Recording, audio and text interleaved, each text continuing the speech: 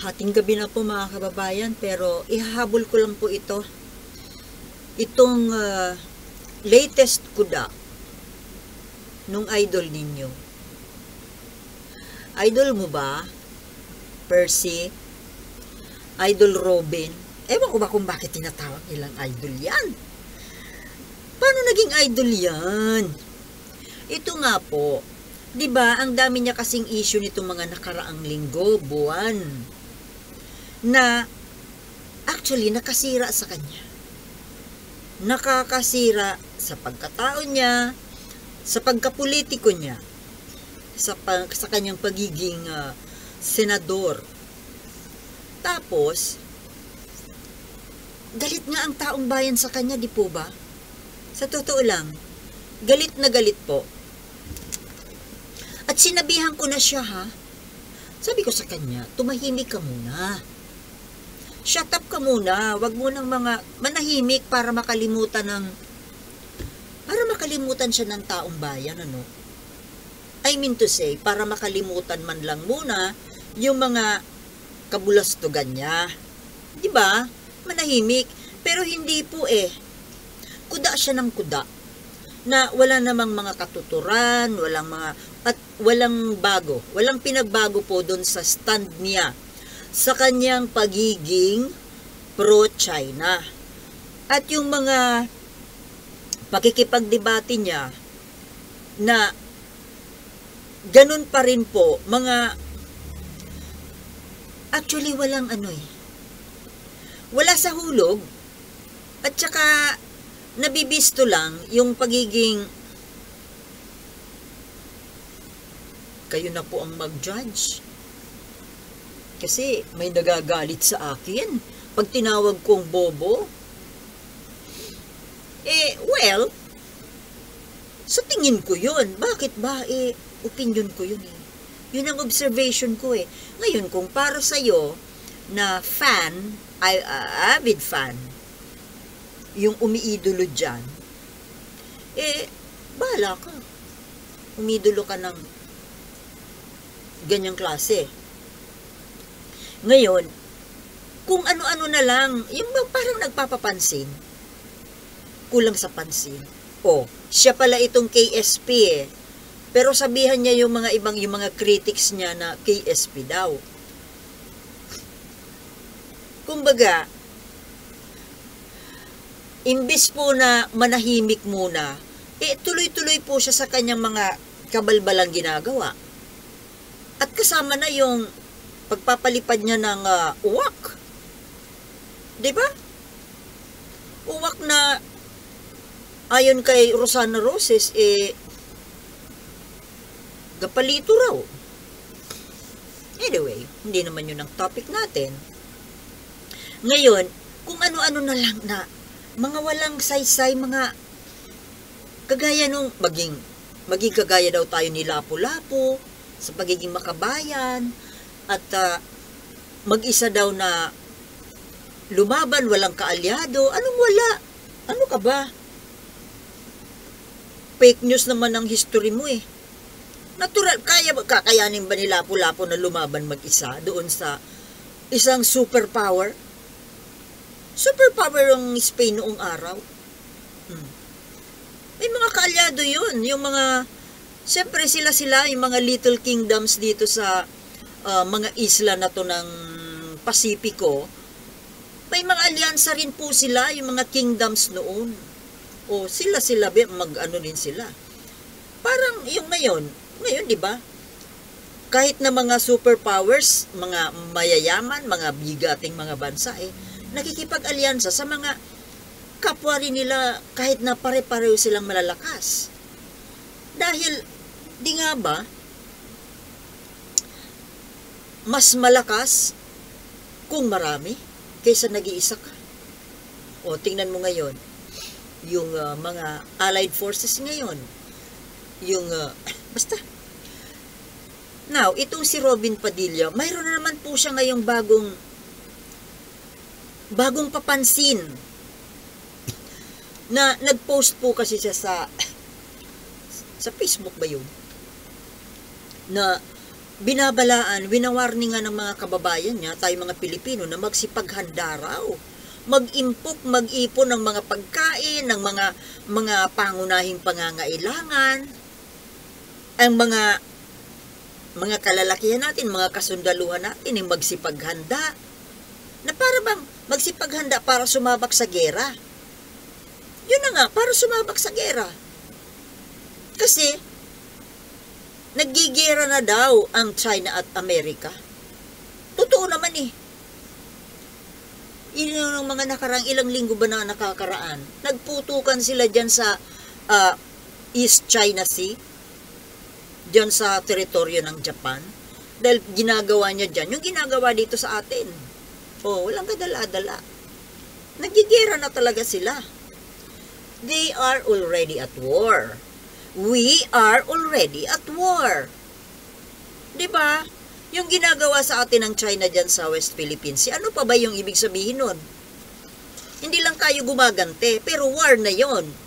Ang ganti lang natin, iwas-iwas. Bakit? Hindi ba tayo mapupundi? Mauubusan din tayo po ng pasensya. Aba, hindi pa lang tayo kumikilos ngayon dahil nag-iipon pa ng lakas. Mahina pa tayo ngayon. Pero, di ba? Ano ka? Yabang-yabang ni China eh. Itong po Robin Padilla na ito, ano kaya? Anong pinaghuhugutan niya? At magsasasalita siya ng ganyan na parang nananakot? Tatakutin mo yung mga tao? Ikaw pa naman, Robin Padilla, maraming umiidolo sa yung tanga. Di ba? Ang umiidolo sa yung karamihan, yung mga medyo salat. Salat sa balita, salat sa kaalamang, salat sa katotohanan. Basta-basta na lang naniniwala.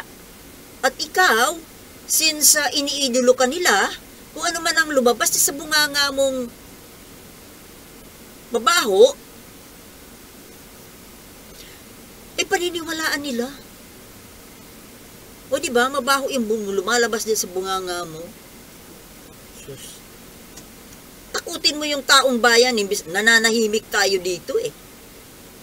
Hindi mo asikasuhin yung trabaho mo. Alam mo ikaw, Robin Padilla, kaysa pinapakialaman mo na naman, nangingialam ka na naman ang trabaho ng iba. Yung tungkol sa national security, yung tungkol sa mga digma-digmaan na yan, trabaho yan ng Armed Forces, trabaho yan ng Department of National Defense, at lalong trabaho yan ng Commander-in-Chief. Ikaw ba ang Commander-in-Chief? Nag-aambisyon ka, oo. Pero hindi pa. At never, hindi ka magiging Commander-in-Chief. Magiging Commander-in-Chief ka lang sa bahay mo. Baka nga hindi. Baka si Mariel pa ang commander dyan sa bahay mo. Ngayon, ikaw, nagsasasalita ka ng mga ganyan na pananakot. Hindi mo yan trabaho. At hindi ako sa'yo maniniwala dahil fake news ka lagi. Maniniwala po ako kung si Pangulong Marcos na ang mag-anunsyo niyan. At yung DND Secretary. Hindi ikaw. Wala ka namang wala kang kay. Wala kang kay mag-anunsyo niyan. At mas lalong wala ka rin kay maging senador. May nanonood na naman sa akin dyan na tanganganga ni Robin Padilla at galit na naman sa akin yan. Bakit hindi ginis? Kung kalakala mo kung sino ka. Ano ngayon sa'yo? Pwede humanga ka lang dyan. Magpakatanga ka sa kakahanga kay Robin Padilla, bahala ka sa buhay mo. Idol-idolin mo. Hindi ko lang tama. Ngayon, Robin Padilla, ang gawin mo, alam mo,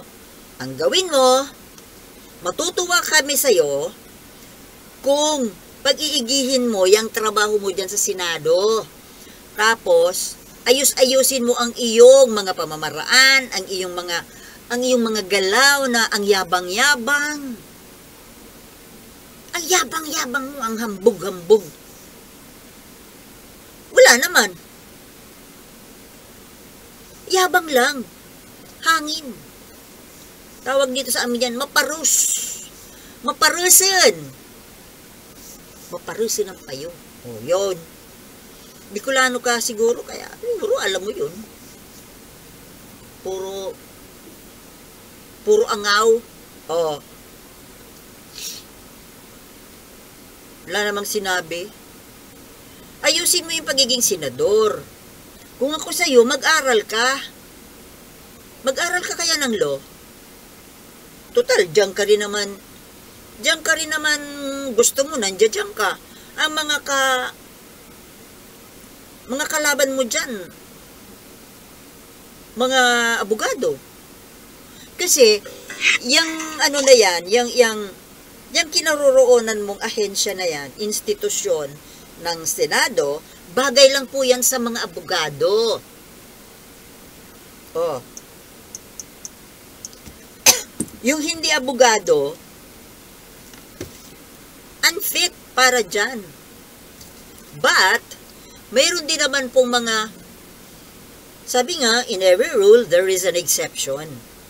Kaya exception po dyan, yung kahit hindi lawyer, pero magaling. Kumbaga, nag-aral. O, kagaya nung, mayroon dyan magaling na journalist. Hindi ko na pangalanan. Sisikat pa yan. Hindi si Tulfo journalist yun, pero ewan yun. Meron dyan kahit hindi lawyer, pero marunong. Marunong sa trabahong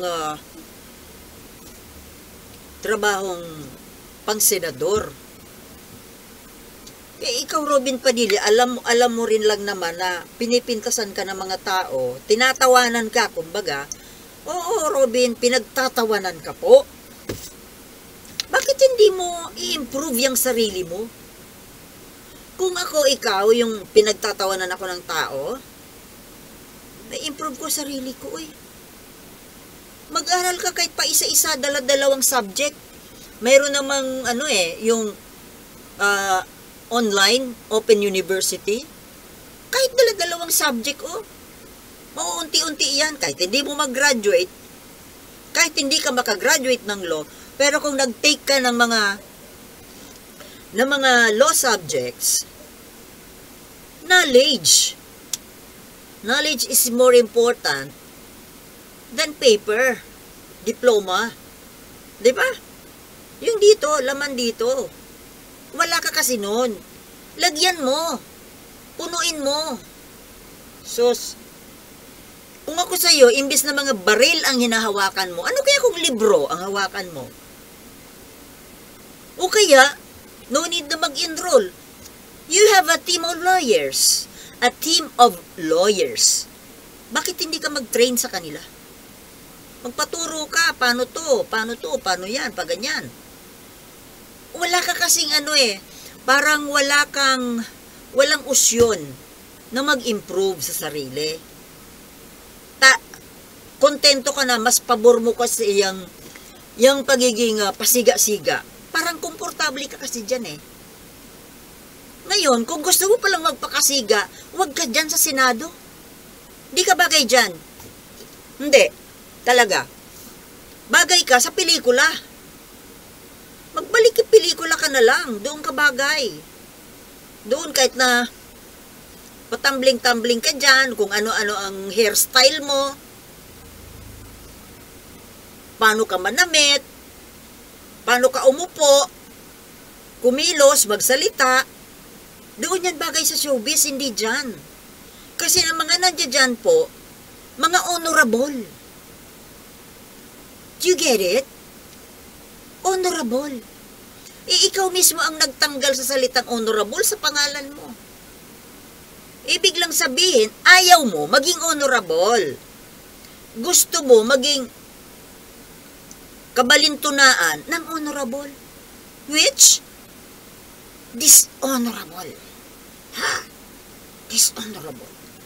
Yung ginagawa mo, yung mga kilos mo, yung pananalita mo, yung mga asta mo dyan, yung pagsalungat mo sa mga, pagsalungat sa tama, pagsalungat sa totoo, pagsalungat sa dapat, pagka-dishonorable yan.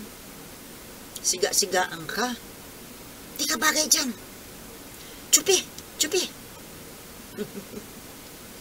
Ikaw ba, Sultana, bagay dyan? Hindi rin. That's why I don't dare go there. Siguro kung bagay ako, at sikat, hindi naman ako sikat eh. Hindi ako sikat. Wala akong pera.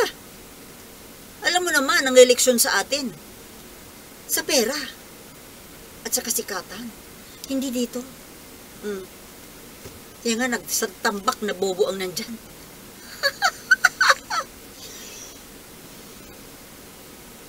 Kaya ikaw, Robin, tigil-tigilan mo yung pananakot. Makapagsalita ka lang. Ma-issue ka lang. Makapag-issue ka lang. Mapansin ka lang ng tao. Nagpapapansin ka lang eh. Diba? Para matakpan yung mga kabalbalan mo. Papansin. KSP. Oh, yan ang KSP. Sus ko, day.